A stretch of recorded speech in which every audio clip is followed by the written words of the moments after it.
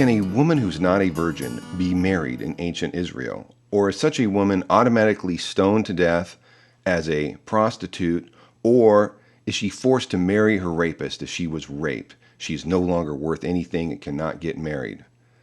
Well, in my previous video, Does the Bible Condone Rape?, I completely debunk this idea that Deuteronomy chapter 22, verse 28 through 29 is a case of rape at all. In fact, it is identical to Exodus 22, 16 through 17. This is a case where a man not sees the woman in a sense of physical force, but actually stole the woman from her father, took her as his wife.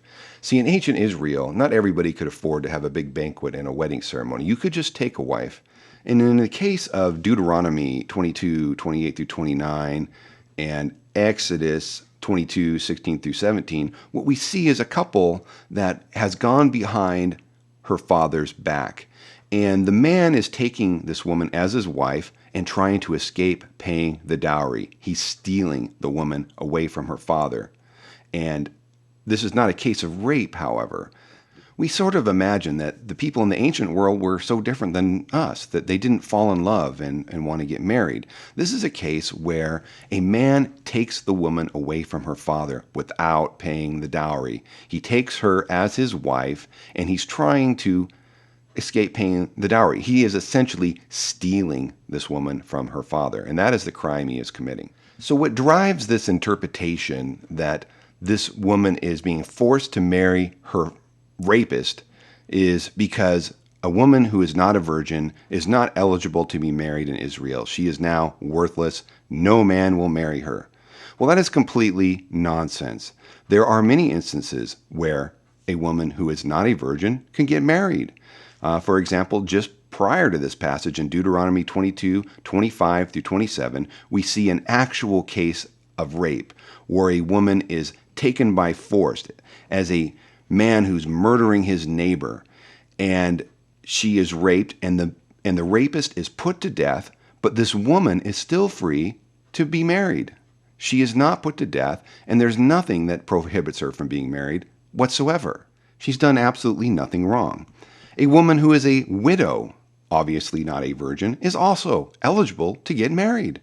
We even have an example of a prostitute who was eligible to be married in Israel, in Rahab. When she converted, when she left her pagan culture and became an Israelite, none of those sins were held against her. In fact, she became the wife of a Jewish man named Salmon. And she is the mother of Boaz, who is in the line of King David, the royal line of David, who is in the royal line of Jesus Christ, the King of Kings himself, a prostitute. Now, had she went back to her life of prostitution in Israel after her conversion, then she would have been stoned to death. But she didn't do that. She became the wife of this Jewish man who was a righteous Jewish man and had a child in the royal line. So this entire notion that in Israel, a woman who's not a virgin should be forced to marry her rapist because she's completely worthless is such utter total nonsense that I can't even believe anybody even entertained the idea in the first place. So the entire idea that Deuteronomy 22 verse 28 through 29 is forcing a woman to marry her rapist because she's no longer worth anything and is unmarriageable as a non-virgin is completely nonsense. It's a false premise, and therefore the interpretation is false. Even a prostitute, under certain circumstances, if she converted to be an Israelite from another culture and was not under the Israel law when she was a prostitute, is eligible to be married. A non-virgin. Obviously, a prostitute is not anything even close to a virgin. So if a prostitute can get married under the right circumstances, certainly a woman who was raped, who did nothing wrong, is eligible to be married in Israel. So this video is an addendum to my previous video, Does the Bible Condone Rape?, where I in-depth tear apart that verse, Deuteronomy 22, 25 through 27, in context with the culture, and explain why no rape ever took place in this passage. And even the premise that is forcing that interpretation is completely false. A woman who's not a virgin absolutely can get married in Israel.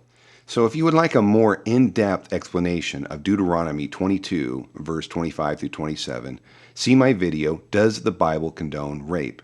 And I give you a very in-depth explanation, even looking into the original language, the original Hebrew language, showing that that verse has nothing to do with the rape, but they are dealing with a different circumstance. And thank you for watching. God bless you. Bye-bye.